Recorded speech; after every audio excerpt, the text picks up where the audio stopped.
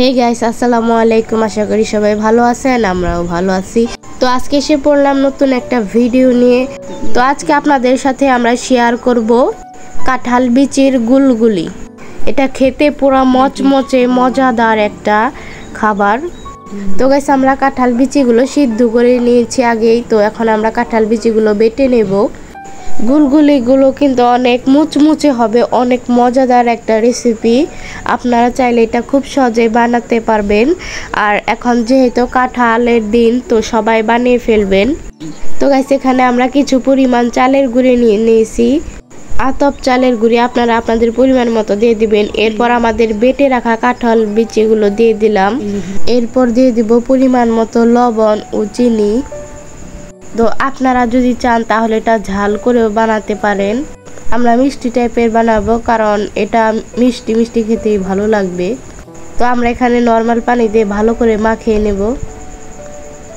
তো গাইস, আমার ভিডিওটা যদি ভালো লাগে তাহলে সবাই লাইক, কমেন্ট এবং সাবস্ক্রাইব করে দেবেন। আর পাশে থাকা বেল আইকনটা বাজিয়ে দেবেন, যাতে আমার ভিডিও ছাড়ার সাথে সাথে আপনাদের কাছে নোটিফিকেশন চলে যায়। তো গাইস, এখন কিন্তু আমরা ভাজা শুরু করে দিয়েছি। তো গাইস, এখানে আমরা সয়াবিন তেল দিয়ে দিছি।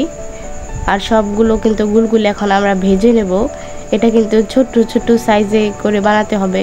আপনাদের ইচ্ছা মতো আপনারা বানাতে পারেন, কিন্তু এই সাইজের গুলগুলিগুলো দেখতে যেমন সুন্দর লাগে আর ভেতরটা অনেক মুচমুচে হয়, এটা অনেক মজাদার খেতে। তো গাইস, এটা কিন্তু আমি একবার খাওয়ার পরে পাগল হয়ে গেছি, যেহেতু এটা অনেক মুচমুচে, সবারই ভালো লাগবে। এটা বড় থেকে ছোট সবারই। তো গাইস, আস্তে আস্তে কিন্তু এটাকে একটা গোল্ডেন কালার চলে আসতেছে। তো গাইস, আমাদের এগুলো কিন্তু ভাজা শেষ, আমরা এখন নামিয়ে ফেলবো।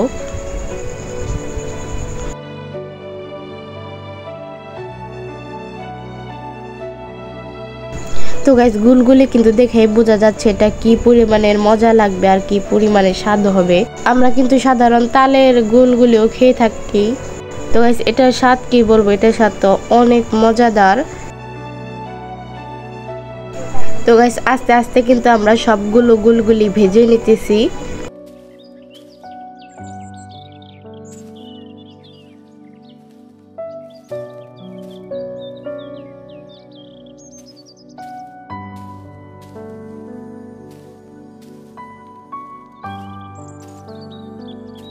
তো গাইস, আমাদের সবগুলো গুলগুলি কিন্তু বানানো শেষ।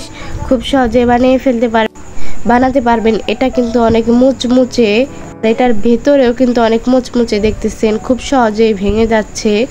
তো গাইস, আমার ফুল ভিডিওটা দেখার জন্য সবাইকে ধন্যবাদ। সবাই ভালো থাকবেন, সুস্থ থাকবেন। আল্লাহ হাফেজ।